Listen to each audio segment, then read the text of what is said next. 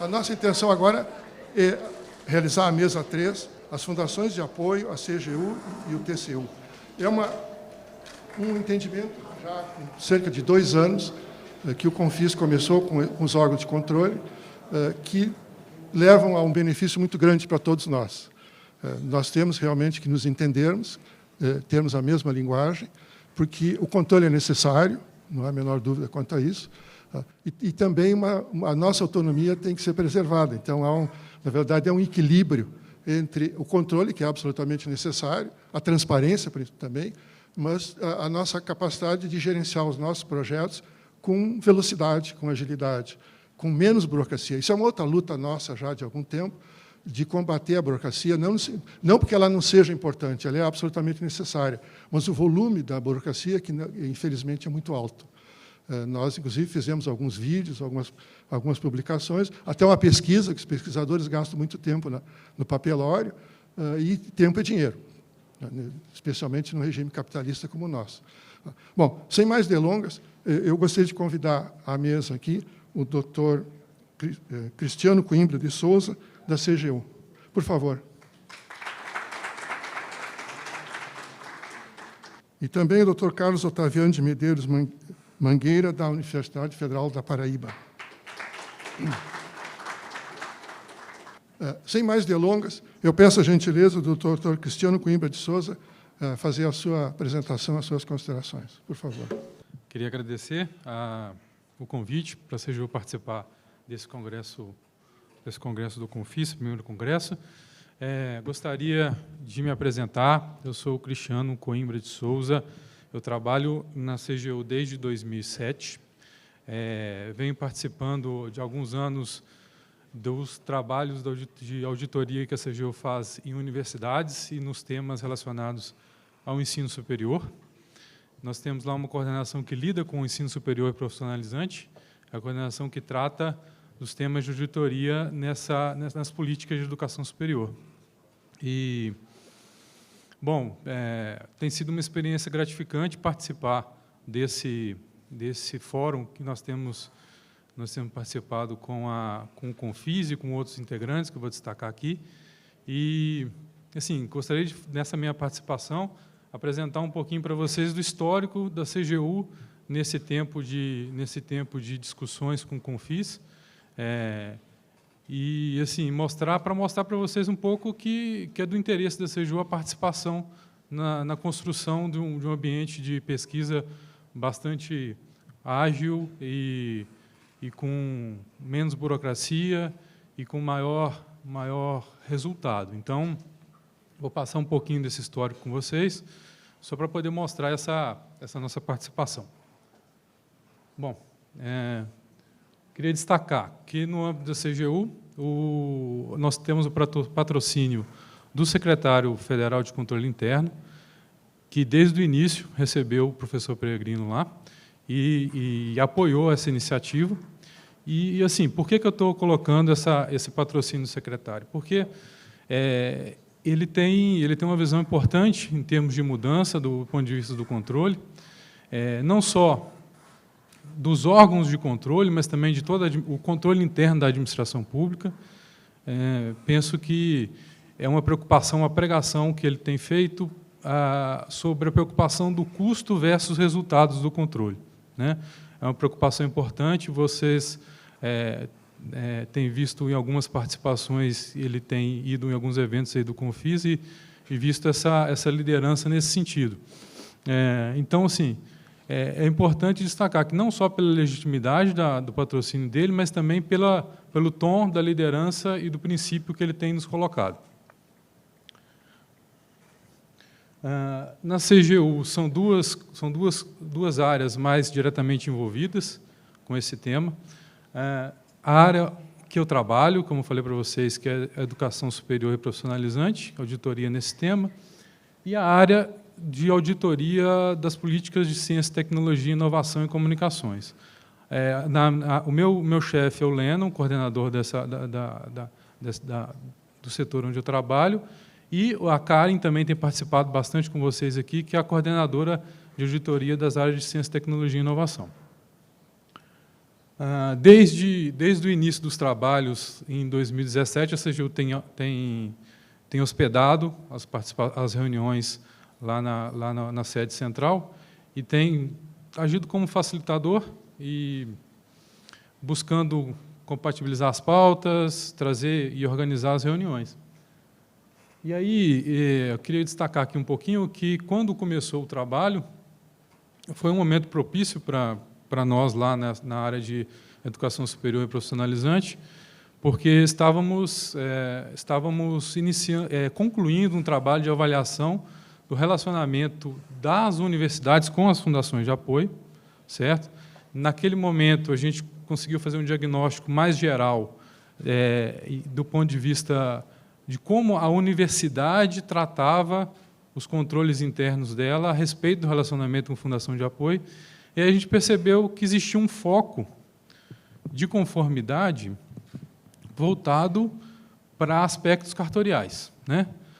E aí previstos na legislação.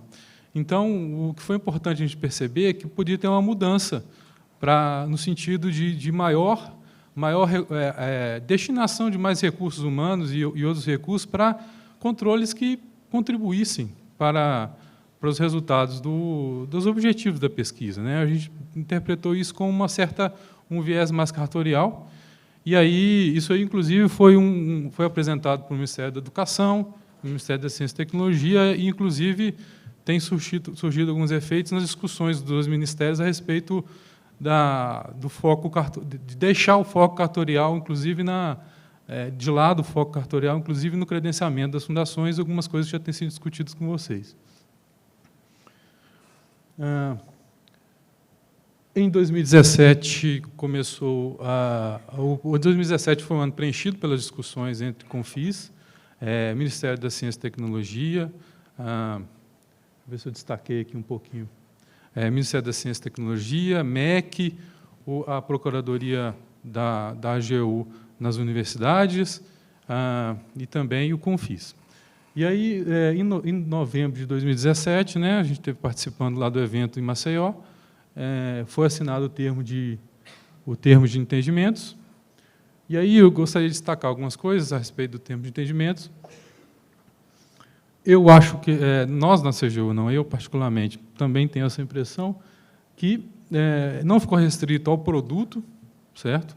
Acho que teve um ganho maior do que isso, no sentido de aproximar, né, todos os setores afins à CGU, MEC, MCTI, a Procuradoria e o próprio Confis, uma aproximação importante.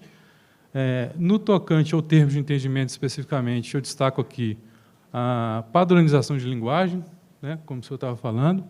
Acho que é importante ter essa padronização.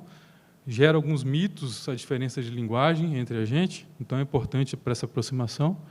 E também a clareza do alcance dos dispositivos legais, né? A CGU tem uma interpretação, vocês podem ter outra, a gente faz um consenso do alcance dos dispositivos legais e dos conceitos previstos em lei. E benefícios para a CGU. Gostaria de destacar que, para a gente, também é muito importante, o que ressalta o nosso interesse, que ele qualifica os nossos critérios de avaliação, né? Nós temos feito avaliação sobre as atividades de pesquisa e inovação nas universidades já há algum tempo, e qualifica muito mais o nosso processo de planejamento e de avaliação. Mais para frente, um pouquinho, aconteceu o consenso de continuidade do grupo de trabalho, né, que perdurou agora para 2018. Em fevereiro de 2018, surgiu o decreto, né, 9283, né, que eu acho que, do ponto de vista de desafios, talvez ele veio reconhecer um estado de coisas que já existiam em muitas universidades e fundações de apoio, mas para muitas outras pode ser um desafio de implementação muito significativo, porque tem complexidade, tem abre o leque de muitas oportunidades de negócio entre setor privado e universidade e ICTs. Então, é um desafio para a implementação, né, um cenário de oportunidades, mas sujeito a fatores que podem significar riscos de implementação. Logo depois, aconteceu um pouquinho o seminário da CGU, MCTI e Confis sobre o marco legal, em julho de 2018. Gostei, inclusive, do trailer que foi feito da fala do Leonel, foi bastante interessante. As reuniões passaram a integrar, em 2018, a Andifes e o CONIF, então o fórum tem sido ampliado, acho que o consenso pode ser, o resultado do consenso pode ser ainda maior. As reuniões do fórum ampliado, a agenda foi bastante pautada nas novidades do Marco Legal de Ciência e Tecnologia. Estou citando aqui alguns itens, né? O credenciamento, avaliação de desempenho das fundações de apoio, tópicos específicos do decreto, os acórdãos do TCU relacionados com a fundação de apoio, tudo isso tem sido pautado para as discussões. O funcionamento desse fórum, gostaria de colocar que ele precisa ter uma maior movimentação. A gente entende que esse ano, talvez pela circunstância do ano, né, ser um ano eleitoral, algumas outras coisas, mas ele precisa de mais movimentação, precisa de mais participação dos regulados e reguladores. Nós acreditamos que isso é importante, do nosso ponto de vista, e assim, estamos esperando pautas. Estamos esperando pautas, quais são as dificuldades, como os órgãos de controle podem contribuir para o aprimoramento do ambiente de pesquisa. Tá? E aí eu gostaria de finalizar colocando um pouquinho para vocês da agenda da CGU para 2019, para vocês perceberem como isso tem sido referência, inclusive, para a gente, certo? Nós acreditamos que a capacidade operacional que está previsto no marco legal é um objeto relevante e crítico do ponto de vista de desenvolvimento dos ICTs, das universidades, e, por isso, na nossa visão, uma boa governança sobre o negócio de ciência e tecnologia é a agenda prioritária da CGU. Então, incluídas aí as fundações de apoio como instância de governança importante para esse desenvolvimento institucional. Então, nós temos aí uma iniciativa para 2019, que é fazer aí a partir da opinião de vocês, da opinião das universidades, dos ICTs, tentar fazer um mapeamento de riscos e governanças, não uma avaliação individual de cada pontual, mas uma avaliação um diagnóstico mais geral de riscos, contribuir com a expertise da CGU, que ela tem promovido em mapeamento de riscos, e identificar fatores de risco de implementação, que mais? Identificar eventuais causas de riscos e possíveis abordagens de tratamento de riscos, certo? O produto desse trabalho, a nossa intenção é colocar para os integrantes do Sistema Nacional de Ciência e Tecnologia e do Sistema de Educação Federal e Nacional, né, fazer um diagnóstico disso. E as nossas abordagens previstas até agora, nós estamos imaginando fazer esse diagnóstico em cima das políticas e normativos que são envolvidos, capacidade de arranjo institucional, né, para tomada de decisão, aspecto financeiro e operacional, e contratualizações dos negócios de CTI e administração de resultados. Eu acho que são algumas dimensões importantes que estão relacionadas a todo o marco legal, a operacionalização disso dentro das universidades e fundações de apoio. E a gente pretende, com esse resultado, inclusive, aumentar a nossa capacidade de avaliação e diagnóstico da própria CGU. Então, isso aí, nesse ponto, gostaria de encerrar e agradecer novamente a minha participação aqui e dizer que com isso aí a gente pretende continuar a parceria e demonstrando para vocês que tem sido uma agenda prioritária dentro da CGU. Muito obrigado. Continuando a nossa reunião de hoje, eu quero fazer apenas um pequeno comentário. A nossa sintonia fina com órgãos de controle é absolutamente essencial. O controle, na minha opinião, deve ser educativo, principalmente, e não punitivo. A nossa legislação é muito confusa, como vimos ontem à tarde, a propósito. Isso, muitas vezes, dá margem a erros nossos que não são absolutamente intencionais ou dolosos. São porque, infelizmente, se interpreta uma norma de uma forma que o órgão de controle entende de outra forma. Então, pessoalmente, pelo menos, eu gostaria que o controle fosse cada vez mais educativo, nos orientando, nos ajudando, e também nos auxiliando na melhoria da qualidade das leis, dos regulamentos, das normas, porque isso é o que não falta no nosso país. Nós temos muitas normas e um excesso de normas. Então, apenas aqui uma questão pessoal minha, porque a minha fundação é atingida também por essas ambiguidades entre os próprios órgãos de controle. Bom, sem mais delongas, eu peço o favor do professor Carlos Otaviano se manifestar, por favor. Bom, eu tinha até planejado falar de uma coisa, mas vou acabar pegando o mote dos que me antecederam, para contar um pouco da minha experiência pessoal. Quando eu assumi a chefia de uma procuradoria junto à universidade, no caso a Universidade Federal da Paraíba, de 2013 para 2014, de todos os assuntos novos com os quais eu me deparei, porque eu era procurador antes, tinha passado por procuradoria de DENIT, IBAMA, enfim, de todos os assuntos novos, o mais apavorante era a Fundação de Apoio, disparado, né? E não era mais apavorante por ser um assunto totalmente novo, não. Era apavorante por ser um assunto sobre o qual, quantas pessoas você perguntasse, tantas opiniões diferentes você teria sobre a mesma coisa, né? A gente não conseguia se entender nem entre nós, os procuradores-chefes das universidades. Até hoje ainda é um pouco assim, mas mudou muito. Mas a gente não conseguia se entender nem entre nós. Eu mandava uma pergunta na lista, né? Na época não tinha tanto WhatsApp assim, era mais lista de e-mail. Eu mandava uma pergunta, cada resposta que vinha era numa direção diferente. E isso é uma coisa, para dizer o mínimo, desastrosa, né? Para quem interpreta e aplica o direito. Então, havia sempre essa angústia de lidar com fundação de apoio e saber qual caminho tomar, né? A impressão que me dava é que a gente estava tateando no escuro.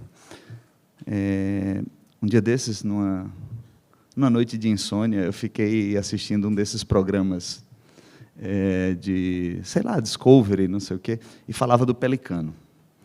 Eu não sei se vocês sabem disso. O pelicano, ele passa voando e vê o peixe embaixo d'água, e ele mergulha de olho aberto para pegar o peixe. E aquela pancada na água, com o tempo, vai lesionando a retina do pelicano, de modo que, com o passar do tempo, todos os pelicanos vão ficando cegos, né? Mas eles continuam tendo a necessidade de se alimentar e de mergulhar. Só que são mergulhos aleatórios, né? Ele não vê mais o peixe e começa a mergulhar aleatoriamente, né? E fica uma mera repetição, meros cacuetes, né? Guiados pelo instinto. E era mais ou menos essa a sensação que me dava quando a gente lidava com um assunto referente à Fundação de Apoio. A gente era o pelicano velho, assim, a gente estava cego, fazendo mergulhos aleatórios, sem qualquer tipo de amarração, sem qualquer tipo de segurança, né?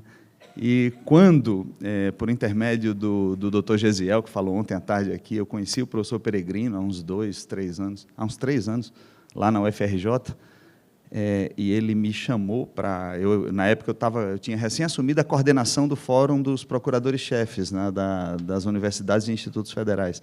Aí ele me chamou para compor essas reuniões com a CGU, enfim, com os órgãos de controle, e na ocasião ele me disse: nós precisamos ter uma conversa comum. Essa foi a palavra mágica, professor Peregrino, uma conversa comum, né? A conversa comum ela é absolutamente necessária. Ela é absolutamente necessária por várias razões. Primeiro, porque a gente passa a entender a coisa de um mesmo ponto de vista. Você vê, ontem, são vários os assuntos que foram discutidos, né, que resultaram naquele protocolo de entendimentos assinado o ano passado, no congresso anterior do Confis, lá em Maceió. Mas, até antes daquilo, a própria compreensão do que é a relação da IFES ou da ICT com a Fundação de Apoio, ela precisa ser comum.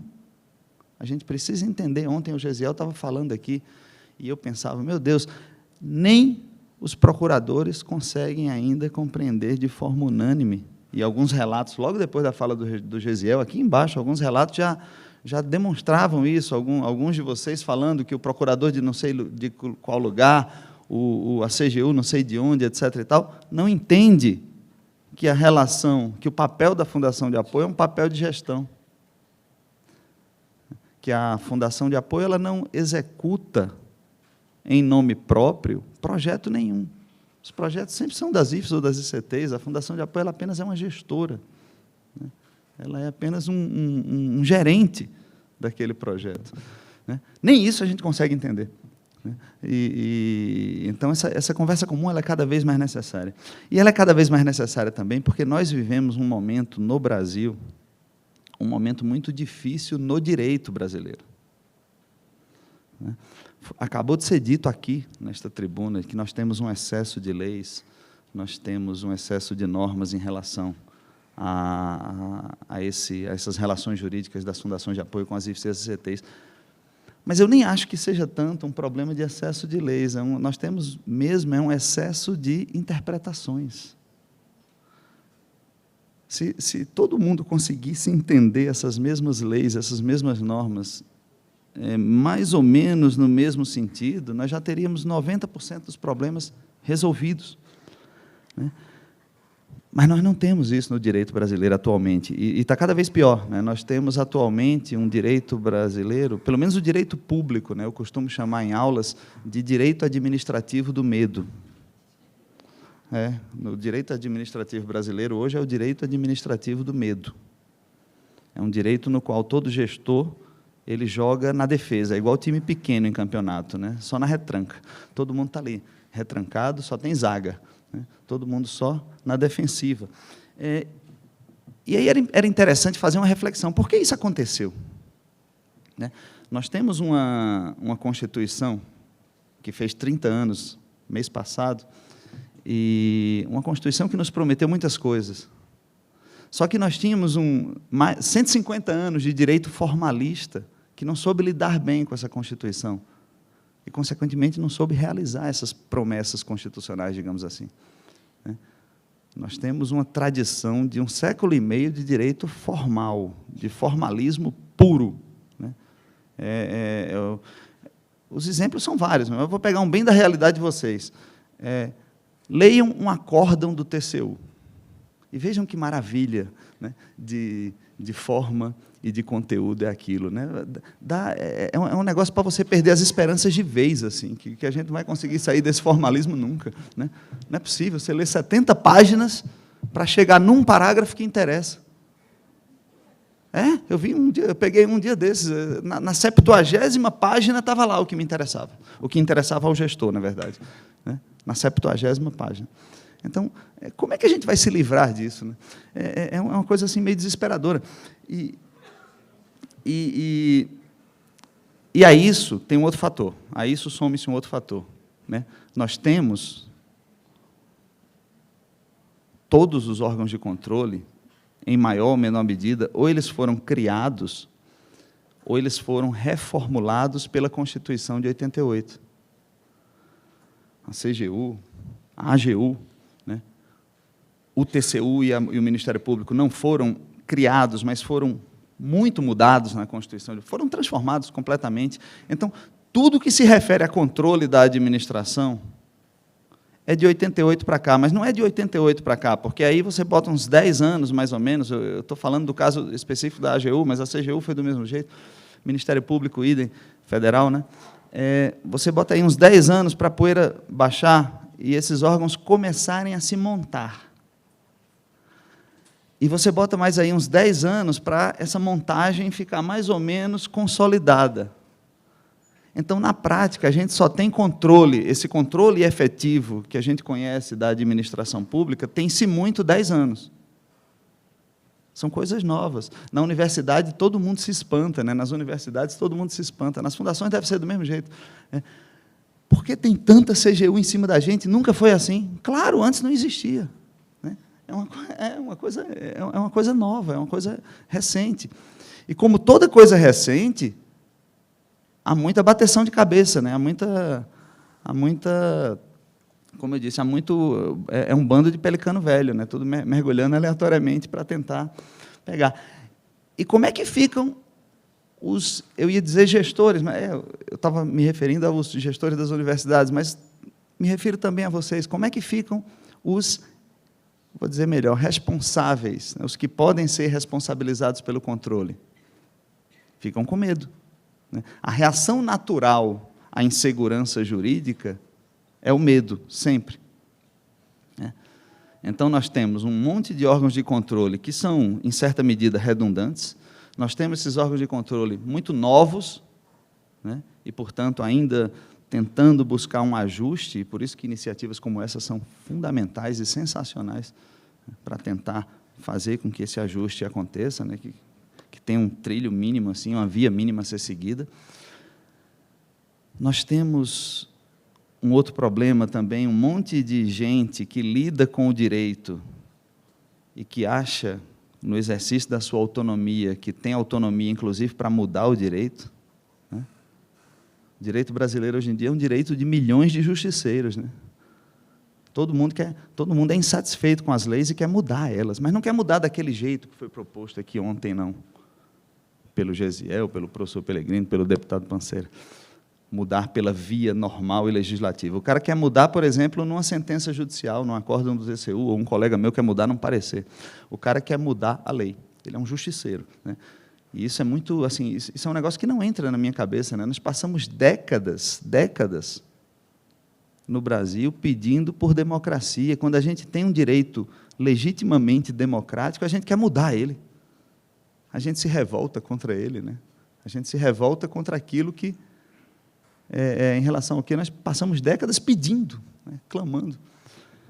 E, no meio disso tudo, estão vocês, estão os gestores das IFES e das ICTs, né, no meio desse fogo cruzado de insegurança jurídica. Qual é a consequência natural? Jogar na defesa.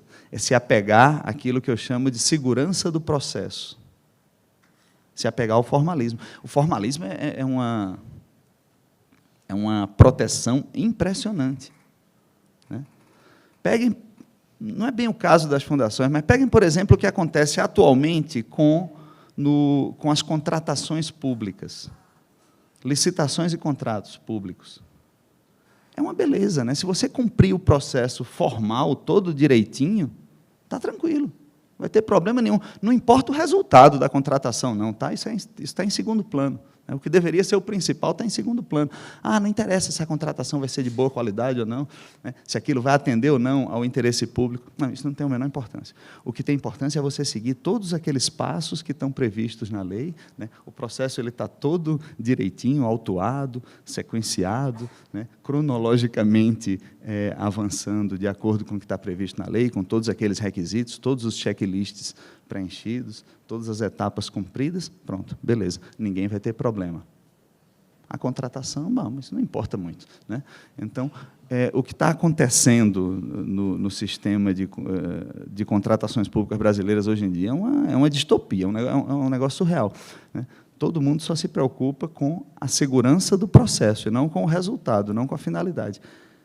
Aqui é um pouco assim também. Vocês devem viver isso. O professor Pellegrino passa... Há 3 anos eu o conheço, há 3 anos ele denuncia isso. Né? Essa segurança do processo, essa defensiva que nós temos. E aí esse déficit de segurança jurídica e essa legalidade movediça, essa incerteza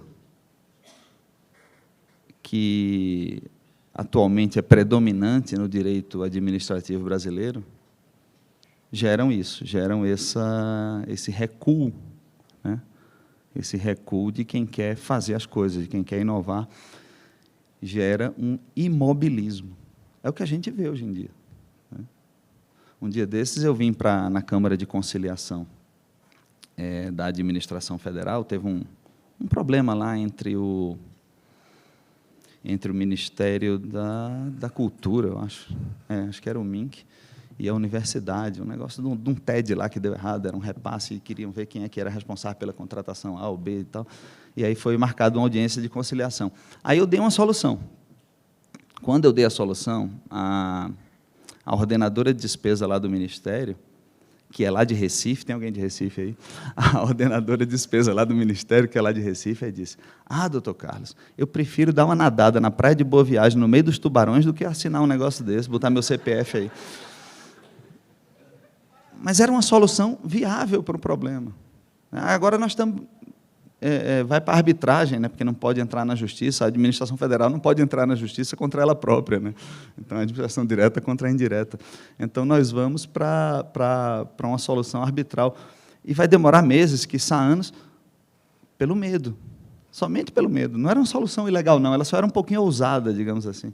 Né? Mas ela prefere ir lá mergulhar com os tubarões lá da Praia de Boa Viagem ou de Piedade do que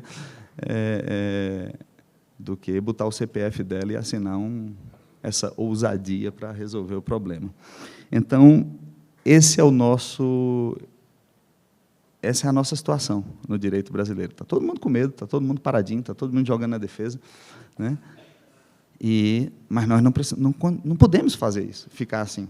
Nós temos interesses públicos a realizar, todos nós da Procuradoria, CGU, as IFES, as ICTs, as fundações de apoio, todos nós temos interesses públicos a realizar. Todos nós temos coisas a fazer e todos nós precisamos sair dessa paralisia. E, para isso, soluções como essas são fundamentais, essenciais. Nós precisamos ter a mesma conversa. Nós precisamos ter o mesmo ponto de vista, a mesma perspectiva. Nós precisamos sempre insistir que, por mais que a coisa pareça sem jeito, né, e depois de você ler um acórdão daqueles do TCU, você fica realmente deprimido, né, você para de trabalhar e vai embora, porque não dá, né, naquele dia não dá mais nada, né. Você fica deprimido, sem esperanças de que algum dia a coisa mude, mas é preciso insistir um pouco, né.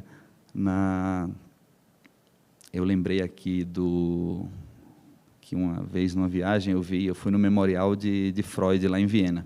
No Memorial de Freud, lá em Viena, tem um pórtico com a seguinte inscrição: a voz da razão é pequena, mas é muito persistente. Então, a gente precisa sempre persistir, insistir, ter uma certa resiliência com essa voz da razão e tentar encontrar uma saída. Uma outra medida uma outra saída que a gente está tentando fazer lá pela Procuradoria, já está quase toda finalizada, é que foi criado uma Câmara, um grupo de trabalho, lá eles chamam Câmara, para fazer modelos de instrumentos jurídicos decorrentes do decreto regulador do marco da ciência, tecnologia e inovação. Esse trabalho já está quase pronto, nós pegamos todos os instrumentos jurídicos que podem decorrer do decreto, e estamos fazendo modelos padrão para as universidades e demais ICTs federais com os checklists. Eu sempre fui um crítico desses modelos padrão e desses checklists, né, que já acontecem, por exemplo, nas licitações e contratos da administração federal. Mas eu confesso que, de uns tempos para cá, diante dessa insegurança jurídica exacerbada, talvez seja uma saída necessária, né? Pelo menos muito colega que não tem essa coragem de ousar, ele vai ter a segurança de dizer que, se está de acordo com o modelinho, pode seguir, né?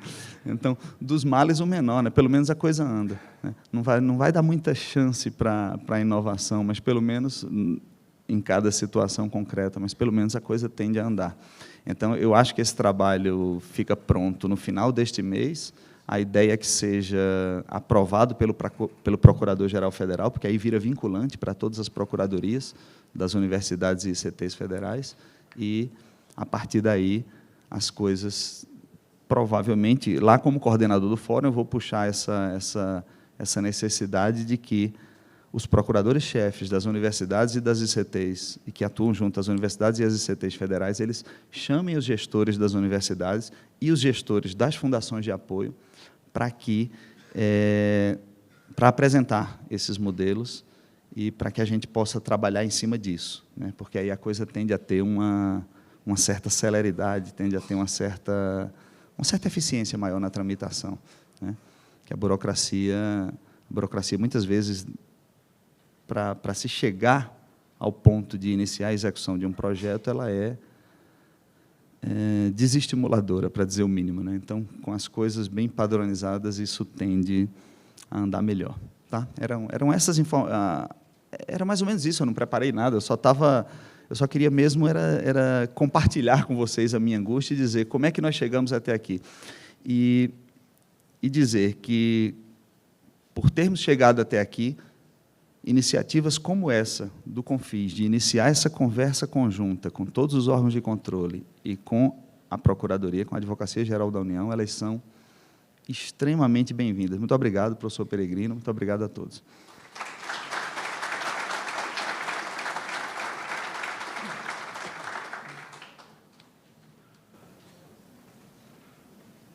Antes que eu me esqueça, desde já agradeço a participação doutor Otaviano, doutor Cristiano, porque eu vejo que a nossa sintonia fina está ficando melhor, graças a Deus. Resta saber que os russos também vão aceitá-la no próximo momento. Mas eu acredito que nós estamos indo nessa direção, pelo menos. Já é um passo avante, é o nosso lema de agora. A palavra está à disposição da plateia, por favor, se manifestem. Obrigado aí aos palestrantes. Acho que a discussão ela é muito rica e ela imbrica, na verdade, ela se novela com tudo que a gente tem discutido nesses dias, né? Nós passamos por revisão do decreto, da lei, falamos de indicadores, controle interno, compliance, e tudo isso, na verdade, ele volta para um tema central, que é qual é o papel da Fundação de Apoio e como é que essa coisa está descrita, né? Qual é a clareza sobre esse papel. E tem os entendimentos de que é apoio, é complementa, é gerir recursos, e, na verdade, me parece que é uma coisa de uma complexidade muito grande, de uma variância muito grande, que não dá para a gente resumir em gerir recursos. A minha fundação ela não faz só gerência de recursos. Eu acho que captação de recursos também não é gerir recursos. Na verdade, a nossa atuação com as ICTs é um binômio que ele varia muito em função do tempo, do cenário. Tem momentos em que a Fundação de Apoio ela tem um papel de protagonismo das ações. Ela é responsável. Eu tenho seletistas que são fundamentais para a entrega de um projeto. A forma como eu faço a gestão dessas pessoas, os riscos que a gente assume, a participação na tomada de decisão da estratégia de execução de projetos. A gente tem um papel que ele varia. Tem ICTs que elas têm um braço muito forte, elas têm uma competência muito forte em gestão, em controle, no acompanhamento da direção superior. Tem outras ICTs que são mais soltas, né? E o pesquisador ele precisa de um apoio além. Então, quando a gente fala de controle interno, de controle externo, como é que os órgãos veem o papel da Fundação de Apoio, acho que a gente tem que descer e assumir que, olha, a nossa relação é de uma complexidade tal que ela não vai ser descrita num verbete, ela não vai ser descrita em um termo na lei. Ela depende de um sistema que ele varia, né? No momento em que você não tem recursos, em que você teve um enxugamento das fontes de fomento, o nosso papel ele foi ele foi fundamental para manter algumas atividades. Tinha momentos em que a gente não era só Fundação de Apoio, a gente era quase que uma ICT parceira. E isso, para um controle interno, para um controle externo, é uma questão que ela tem que estar expressa de alguma forma nas normas, né, na própria lei, no próprio decreto, que não é apenas atividade de gerir recursos, é uma coisa mais complexa. Então, eu gostaria de fazer essa provocação de que existe uma complexidade na nossa relação com as ICTs que tem que ser assumida. Tem que ser assumida para que a gente possa atuar com mais tranquilidade e defender melhor a nossa atuação, realmente como entidades que vão executar um papel para você ter um resultado final, e esse papel vai variar. Ele varia. Ele vai depender muito do teu parceiro, né? Hoje, se a gente pega um projeto da FINEP, se ele não é entregue, não é a ICT que é glosada. Se você gasta R$2 milhões no orçamento e você não chega num resultado satisfatório, não é a ICT, não é o coordenador do projeto que é glosado. É a Fundação de Apoio. Então, nosso papel não é gerir recursos. Eu hoje, na FACT, eu não aceito mais que decisões de projeto não sejam discutidas conosco. Porque tem pesquisadores que ainda não têm a maturidade, ainda não têm uma visão completa, não tem a experiência para tomar determinadas decisões. E a gente tem que moderar esses riscos, né? Então, eu acho que para os controles, eu acho que é fundamental a gente assumir uma complexidade no nosso papel, que é para a gente poder construir uma legislação melhor e um diálogo melhor também com órgãos de controle interno, externos e com as próprias ICTs. Obrigado.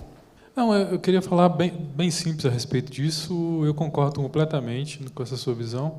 Quando a gente começa a estudar o Marco Legal de Ciência e Tecnologia, a gente percebe que o papel da Fundação de Apoio é bem mais do que fazer a burocracia do projeto de pesquisa e ajudar, simplesmente uma ajuda burocrática em cima do projeto. Então, na nossa visão, inclusive a nossa iniciativa de tentar fazer esse mapeamento, como eu estava descrevendo para vocês, é compreender esses papéis dentro da governança do que está prevista para acontecer nos negócios e processos de ciência e tecnologia. Então, concordo completamente. Bom, eu concordo também, não completamente, tá? Eu concordo parcialmente. Eu acho que de fato, não é gerir recurso, é gerir, no papel de fundação de apoio, à luz do que está na legislação atual, é gerir projeto, o que envolve um monte de coisa que não é só aquela administração financeira do projeto, né? A captação, etc. Né? E concordo também que existe uma série de outros papéis que podem ser exercidos pela fundação de apoio, que muitas vezes ela é mesmo uma espécie de parceira da IFES ou da ICT, em alguns pontos, mas que esses papéis não se confundem com o apoio, tá? com aquilo que decorre da Lei 8958, e que também, por isso, daria ensejo a uma certa modificação da lei. O que eu queria insistir um pouco, e não negando essa complexidade, é que iniciativas como esta, de entendimentos com o CGU, com o TCU, com a AGU, são iniciativas necessárias para ir, aos poucos, eliminando as zonas de incerteza. Porque nós temos muito pouco preto e branco aqui, nós temos uma série de zonas cinzentas no que diz respeito a essas relações jurídicas entre fundações de apoio e IFES e ICTs, justamente por causa dessa complexidade, né? dessa imensa variedade de relações jurídicas que podem acontecer. Então, o necessário é ir, aos poucos, eliminando. Isso não é uma coisa que se faz de uma hora para outra, né? Então, aos poucos, você vai eliminando essa zona cinzenta, né? Deixando as coisas mais pretas ou brancas e criando mais segurança jurídica para todo mundo que está envolvido nesse processo, né? Para quem vai investir num projeto, né? Para quem vai gerir esse projeto, para o pesquisador que vai atuar no projeto e para a IFES ou a ICT que vai assumir, né, a titularidade do projeto. Então, para todo mundo que está envolvido nesse negócio, eu acho necessária essa eliminação das incertezas, que é uma coisa gradativa. A gente não consegue fazer isso em 1 ano ou 2, ou resolver isso hoje. Vamos fazer uma carta aqui, criando todas as interpretações possíveis das relações das IFES e ICTs com as fundações de apoio, está tudo resolvido, todo mundo vai para casa seguro, né? Não é assim que funcionam as coisas, né? Tem coisas no direito que demoram décadas para assentar, né? Para se consolidar. Mas é preciso continuar insistindo, como eu falei há pouco, tem que insistir sempre. Por mais complexo que seja o tema, o que não dá é para recuar diante dele e deixar solto, porque deixar solto é pior para todo mundo, né? A gente precisa, aos poucos, e ainda que isso vá, eventualmente, como todo entendimento comum, ele é sempre um entendimento feito a partir de concessões, né? Eu lia uma vez um livro do Nassim Taleb, e ele dizia que o conhecimento ele é sempre subtrativo, nunca aditivo, né? Você vai sempre eliminando aquilo, né, que não interessa, que não funciona, ou que não é consenso. E é exatamente isso, a gente vai, claro que vai cedendo, vai dizer, mas isso aqui podia abranger também tal aspecto. Podia, mas aí a CGU não ia concordar, né? Podia, mas os procuradores não iam concordar, etc. e tal. Então, todo consenso ele é baseado em certas renúncias, né? Mas é necessário ir construindo, com essas renúncias, esses entendimentos comuns, porque, senão, a gente vai continuar na incerteza sempre. E a incerteza, repito, só gera paralisia, só gera imobilismo. Era isso. Obrigado.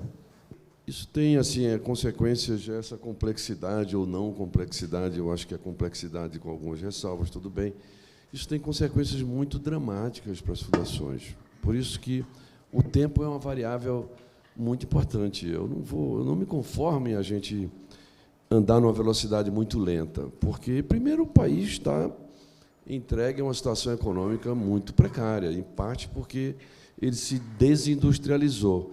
E essa desindustrialização vem com a queda no índice de inovação, ou seja, a pouca viabilização das inovações tecnológicas que são típicas de países que alcançaram um patamar de indústria, de desenvolvimento econômico e de renda. Então, nós temos pressa. Nós não devemos nos conformar com a lentidão, ou cognitiva, ou corporativa, ou o que quer que seja. Por isso que nós estamos acelerados. Na noite de abertura aqui, nós trouxemos pessoas completamente diferentes no espectro político para homenageá-los, porque todos eles tangenciaram pontos em comuns conosco. Essa busca desse ponto em comum é fundamental para a gente sair da nossa casca, sair da nossa caixa, pensar fora dela e avançar sobre o que a gente tem hoje. Tudo isso para dizer o seguinte: há uma consequência muito grave em destratar ou não considerar o papel fundamental das fundações de apoio na gestão de P&D no Brasil. Sem as fundações de apoio, vão se terá pelo menos 5 bilhões de reais de um custeio e capital das universidades que gira em torno de 7 a 10 bilhões de reais, custeio estrito sensu, atividade e meio. Nossos 5 bilhões de reais, só para usar esse indicador, eles vão para a atividade fim, que é o que interessa para o Estado. O que interessa para o Estado não são os órgãos de controle. Os órgãos de controle são meios, são sustentação para a atividade fim. Então, nós trouxemos 5 bilhões por ano para viabilizar a atividade fim. Mas, na hora que dá um problema na prestação de contas, que é a última fase da gestão de um projeto, quem paga essa conta é a fundação. Eu nunca vi a universidade, por exemplo, pegar um cheque e dizer: fundação, tome aqui. Como você disse, Alexandre, a FINEP glosou 100 mil reais da sua prestação de conta. Devolva com Selic. Com Selic. Petrobras também. Está aqui o meu gerente, Diogo, que não me deixa mentir. Eu estou devolvendo dinheiro à maior empresa do país. Petrobras está me cobrando, com taxa Selic, notas fiscais não apresentadas de uma forma correta, vamos dizer assim, de 5, 6, 7 anos atrás. Elas se multiplicam por 2 e 3 seus valores. A universidade nunca pegou um cheque e disse: toma, Peregrino, estou indenizando você por esse prejuízo. Porque não foi o meu prejuízo. Eu não fiz, em grande parte, não foi a fundação não geriu mal. São complexidades da pesquisa mesmo. Eu não culpo o pesquisador. Ele não errou porque a pesquisa é assim mesmo. E é isso que não se entende. A gênese é o seguinte: não se entende que um projeto de pesquisa não tem um rumo certo. Humberto Eco definiu muito bem em seu livro o que é uma pesquisa. Ele fez a seguinte metáfora: é como eu ir de Roma a Nápoles. Eu só sei que eu quero chegar em Nápoles. Eu não sei as cidades por onde eu vou passar, nem quanto tempo eu vou passar nas cidades. Eu mal enuncio o meu fim, quanto mais eu não tenho nenhuma condição de detalhar os meios, as estradas que eu vou percorrer, porque a pesquisa é um incerto, não é dominada. Se fosse dominada, ela não seria pesquisa, não teria sentido em gastar R$1 do tesouro do imposto para fazer o que se chama semanticamente de pesquisa, retoricamente de pesquisa. Então, é assim, tudo isso converge para o patinho feio, a fundação de apoio. É como o terreno baldio. O lixo daqui da sua casa você lança no outro, não paga impacto ambiental, não paga nada. E lança-se aonde? Na fundação de apoio. Ela é a última da linha. É dramática a situação dela, viu? Eu estou falando isso porque eu vivo uma, que é uma classe média, Coptec. Tem ingressos de 330, 340 milhões por ano. Pesquisa de engenharia em todos os campos. Nós produzimos muitos benefícios para os nossos concedentes, mas o retorno mal dá para pagar os seus ressarcimentos. Essa taxa, ou essa doa, esse eufemismo, doa, parece que é a palavra certa, dói receber 5% para se ressarcir, não só dos custos diretos da operação, mas com os futuros, como esse que eu acabei de falar, devolver dinheiro. Onde é que está o dinheiro que eu vou devolver 5, 6 anos depois? Foi na toa? Não, ela já se dissipou, mal deu para pagar aqueles custos operacionais diretos. Então, quando a gente brigou, e vocês foram aliados, todos dois aí, a CGU, eu quero agradecer a vocês sempre, que o problema não é que a gente queira diálogo, o problema é se o outro quer diálogo. Por exemplo, o TCU não está querendo diálogo, e alguém tem que me dizer onde é que é o caminho da TCU, qual é a porta. Eu já fui a ministro, já fui a vários, mas não consigo estabelecer um canal como a gente estabeleceu com vocês, que é muito sólido, Cristiano, muito sólido. Até o Leonel me tranquilizou. Peregrino, não fica preocupado, porque mesmo que eu troque, que eu saia, e deve sair, eu não sei se sair, graças a Deus o ministro continuou, o ministro Wagner, que é o chefe dele, vai continuar, então isso é um alento para nós, porque vai ficar, quem sabe o Leonel, tomara que fique vocês todos, para não ter descontinuidade. Mas ele disse, não fica calmo, porque nós vamos... Essa ideia da autogestão, André, essa ideia do autocontrole, todo mundo participar disso, ela assentou na CGU. Não tem mais como, dificilmente, mudar, mesmo que troque a direção. Então, o que eu quero é fazer essas considerações. Vamos acelerar o jogo, vamos trabalhar em conjunto. Abram a porta do TCU. O TCU não pode ficar encastelado. Isto é uma república, isto não é um império. Ninguém é dono de nada, quem é dono é o povo. É onde vem o patrimônio, essencialmente, da nação. É do povo, é da sua sociedade. Nada de querer se encastelar e de se proteger nas alturas das críticas e das conversas que podem ter com os setores. Eu não desisto, não. Às vezes é para desanimar. Não tem medo, não. Entendeu? Mas desistir também eu não desisto. E tanto é que nós fomos reconduzidos, a nossa chapa foi reconduzida. Né? Meus companheiros que estão aí, que vão enfrentar muitas lutas. Mas, francamente, é econômico, é material o prejuízo, não é espiritual também. Estão quebrando as fundações de apoio. Não há recurso para custear essa gestão que está se falando, que a gente está falando que nós fazemos. Não há recurso, não há fundo de risco. Olha, tem uma empresa pública que cobra, que só paga a gente depois que a gente gastar o dinheiro. Você sabe de quem eu estou falando? Tem um setor, Cristiano, eu já fui até na agência reguladora, a ANEEL. O setor é o seguinte, gasta, Peregrino, o dinheiro no projeto, depois você apresenta as notas e os relatórios, e eu vou ver se eu vou te pagar de volta ou não. Mas eu não sou empreiteira. 30, 60 dias. Eu não sou empreiteira. Eu não acumulei. Eu não tenho nem renda para pagar a folha. É difícil a DOA, como eu já falei. Onde é que eu tenho esse dinheiro para pagar? Mas é muito cínico isso. Eu digo, eu fui na ANEEL, eu fui na empresa estatal, disse, isso daí é cinismo. Pegar um pequeno, como pegar uma criança e querer que ela corra, entendeu? Do carro assim, é impossível. A fundação não pode arcar com isso. Vocês que são controladores, autoridades, têm que interferir no jurídico dessas entidades, chamada ANEEL, vou dar logo um exemplo. Aí eles falam assim, eu fui lá e o cara falou assim, não, isso é problema da concessionária. Aí eu fui na concessionária, eles estão de acordo comigo, é melhor convênio, porque não tem esse problema, né? De pós-pago. Pós-pago, negócio de telefone, pós-pago. Ninguém acredita em ninguém. Aí eles disseram, não, Peregrino, nós estamos de acordo, mas não estamos seguros. Precisamos uma voz da ANEEL. Eu fui na ANEEL.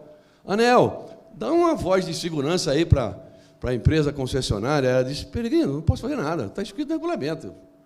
Entendeu? Eles é que cuidem dele, eles é que tem que tomar decisão. Ou seja, o medo que você falou é pavoroso, ficam tudo amarelo na nossa frente, ficam todos amarelos, ninguém tem peito para chegar e bancar. O que é melhor para a pesquisa? O que é melhor para o investimento? O que é melhor para o país? Ninguém assume o interesse público. Ninguém assume, digo ninguém não, vírgula, poucos assumem o interesse público. E graças a Deus o Leonel aceitou aquele nosso desafio lá em janeiro de 2017. Doutor Leonel, o interesse público está acima de mim e de você. Esse patrimônio não é nosso. Meu, nem seu, de ninguém aqui. Nem o senhor, nem eu somos mais honestos do que um ou outro. Somos brasileiros iguaizinhos. Vamos fazer algo para não quebrar o sistema de ciência e tecnologia, que deu muito trabalho para construir, desde 1950 e lá se vai. Então, essas são provocações. Pressa. Nós queremos pressa. Esse país não pode vir voltar daqui a 20 anos e fazer a mesma ladainha. Vamos avançar. A Coreia já mudou tudo, o Japão já foi sucumbido a uma guerra, a Coreia virou de cabeça, ao contrário, exporta mais do que nós, tem renda per capita 3, 4 vezes maior, escolarizou todo mundo. É possível sair dessa penúria, é só ter vontade. E começa nas lideranças, e as lideranças estão aqui, na minha frente. Tá? Era isso. Eu concordo. Eu não falei que não há excesso de legislação. Eu falei que o problema, a meu ver, mais grave do que esse é o excesso de interpretações que se faz sobre essa legislação. É pior ainda, porque nós temos uma incerteza quase que absoluta em algumas coisas. Eu vou dar um exemplo e puxar a fala do professor Peregrino aqui, né? A gente não consegue ter um consenso em relação ao papel das fundações. O papel principal, existem vários papéis, concordo com a complexidade, mas o papel principal da fundação como gestora de projeto. E se ela é gestora de projeto, a relação negocial que ela faz com a IFES ou a ICT é um contrato de gestão. Eu lembro que quando eu assumi a procuradoria lá e comecei a estudar o assunto e fiquei com essa convicção de que, de fato, a Fundação de Apoio ela é a gestora de dos projetos. Aí veio a clássica pergunta, né, que todo pró-reitor que é responsável por isso tem, né? Enfim, todo gestor de universidade que é responsável por isso tem. Mas a gente vai fazer contrato ou convênio? Né? E aí eu já aborrecido eu sempre fui, né, com burocracia, eu disse, tanto faz. Ele, mas como assim tanto faz? Eu disse, vai ser contrato do mesmo jeito, você pode botar o nome de convênio, você pode botar o nome de termo de parceria, você pode botar o nome que você quiser, vai ser um contrato de gestão. O conteúdo daquilo é um contrato de gestão. E essa compreensão, a gente não, que é uma compreensão fundamental, porque é a compreensão da qual decorrem todas as outras, a gente não consegue ter consenso quanto a isso. Porque, vejam só, se a gente tivesse um consenso quanto a isso, o professor Peregrino não estaria com esse problema da ANEEL. Porque eles se apegam ao formalismo do que está lá na Lei 8666 e dizem, mas não pode ter adiantamento, né? Não pode ter contrato com pagamento adiantado.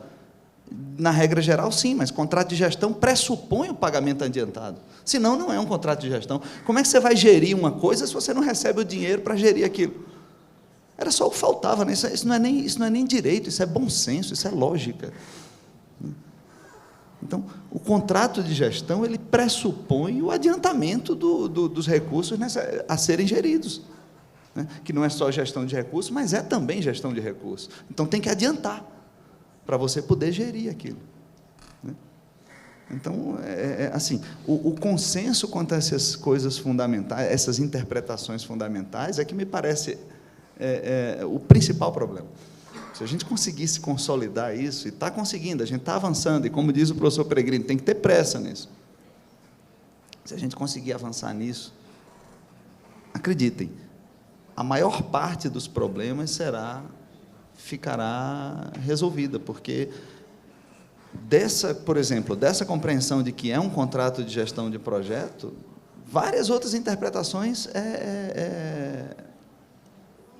se resolvem. A questão do adiantamento, a questão da remuneração da fundação. Ora, vai gerir de graça? Como assim? Mas não, é sem fim lucrativo, certo? Ninguém está falando em distribuição de lucro, não. Distribuição de lucro é outra coisa. A gente está falando de remunerar a entidade gestora do projeto. Vai fazer de graça?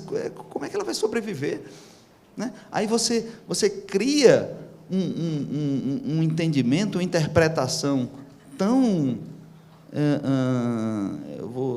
Estou escolhendo uma palavra educada, né, para dizer que eu me exalto um pouco quando eu penso nisso, mas uma interpretação tão restritiva e tão... que leva ao jeitinho. Mas fica dando jeitinho aqui, botando aqui e tal. Claro, se você não interpreta a coisa como deveria ser, né, que é um contrato de gestão e a entidade gestora tem que ser remunerada por esse serviço de gestão. Aí não pode, isso aí não pode, beleza, aí doa, né? Doa a quem doer, né? E aí você vai ter que ficar fazendo jeitinhos para poder a fundação sobreviver. Isso é uma loucura, isso é uma loucura. Nós estamos absolutamente loucos, né, quanto a essa interpretação fundamental no direito brasileiro. Então, esse me parece o problema principal. Eu não disse que não tem excesso de legislação, não tem, e no direito administrativo ainda mais, mas existe um problema maior, né, que antecede, que é prejudicial a esse aí. Era isso, obrigado. Professor, por gentileza. Bom, queria, em primeiro lugar, cumprimentar as manifestações, doutor Cristiano e Otaviano. A gente fica muito feliz de ouvir depoimentos como esse. E já ouvimos outras vezes, doutor Leonel, da CGU, e a gente sabe que tem sido essa a postura da CGU. Mas a pergunta que eu faço é como fazer esse entendimento chegar na base, na equipe dos auditores que vão nos auditar periodicamente. Eu passei, durante muitos anos, por auditorias da CGU, na minha universidade. Como traduzir isso, como transformar isso numa prática das pessoas que estão lá no dia a dia nos auditando. Com esse entendimento que a universidade e as fundações, por consequência, que estão interligadas umbilicalmente, têm um papel que é fundamental, como já foi destacado pelo Fernando e vários outros, e certamente é a compreensão de vocês também, e que ela tem uma missão que é muito diferenciada, que a diferencia de outros órgãos ministeriais, outras autarquias, e que precisa, de fato, que esse entendimento chegue lá na base e que a gente possa ter um diálogo melhor e, assim, a gente poder fazer o nosso trabalho com mais qualidade, mais competência e mais tranquilidade. Obrigado pela pergunta, professor.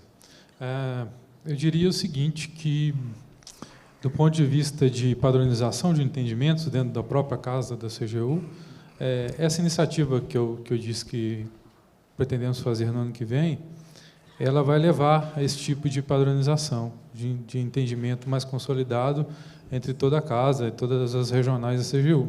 Porque nós vamos construir algumas avaliações não pontuais, do ponto de vista de crítica e avaliação individual, mas procurar compreender a realidade, como é que o marco legal está sendo visto pelas próprias universidades, fundações de apoio, CTs, e, a partir disso, construir um referencial de avaliação para ser disseminado dentro da casa. Então, é um primeiro passo. O primeiro passo já veio com um termo de entendimentos, que a gente deu uma divulgação dentro da casa, mas é um assunto complexo, como nós estamos falando aqui, e a gente pretende ter uma avaliação mais aprofundada a partir dessa agenda próxima, que está, inclusive, prevista no plano tático da CGU para 2019. É essa a intenção.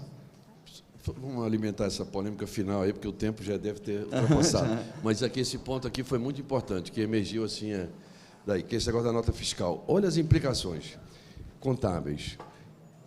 Essas empresas que estão exigindo isso são empresas estrangeiras que têm permissão para explorar uma concessão, no caso de petróleo, pode ser de outras coisas. Elas vêm com padrões contábeis e exigências da matriz. Essa matriz está lá no mundo desenvolvido, lá no hemisfério norte, que obrigam as suas filiais a fazerem isso conosco. Eu não vou convencer a filial do Brasil de fazer o contrário, tirar essa nota fiscal, porque eles teriam que remeter ao conselho de administração lá das companhias lá em cima. Você acha que nós vamos conseguir convencer a uma concessionária estrangeira, multinacional, grande corporação, a trocar o seu procedimento? É tudo normatizado, né, que tem implicações no balanço dele também. Você acha que nós vamos conseguir? Nós não vamos conseguir. Nós estamos derrotados. Quem foi derrotado? Digam. Fundação, a pesquisa e a inovação. Quem vai pagar essa conta? Do imposto, da elisão fiscal, da sonegação, da ameaça de vir lá e autuar você fugiu com dinheiro, fugiu com tributo, prende, arrebenta, bota algema. O que é isso? Num ambiente desse, é uma contradição muito forte isso, é muito forte. Nota fiscal dentro de convênio de uma empresa estrangeira, entendeu? Como é que a gente vai fazer? Eu vou pedir um habeas corpus. antecipado para todas as fundações de apoio, em nome do Confis, vou pedir um habeas corpus preventivo, porque ninguém pode ser prejudicado por causa disso. É por isso que a gente tem que lutar muito por essa interpretação. Porque essa interpretação da gestão do projeto, ela é uma interpretação, repito, que resolve a maioria dos problemas. O Gesiel falou ontem aqui, não só esse, por exemplo, de você estar gerindo recurso terceiro e, portanto, não ser responsável, né? Não ser responsável a qualquer título por aquele recurso. E não pode ser mesmo, porque se você entender que aquele projeto é da fundação, a fundação vai ser responsável, mas se ela é uma gestora,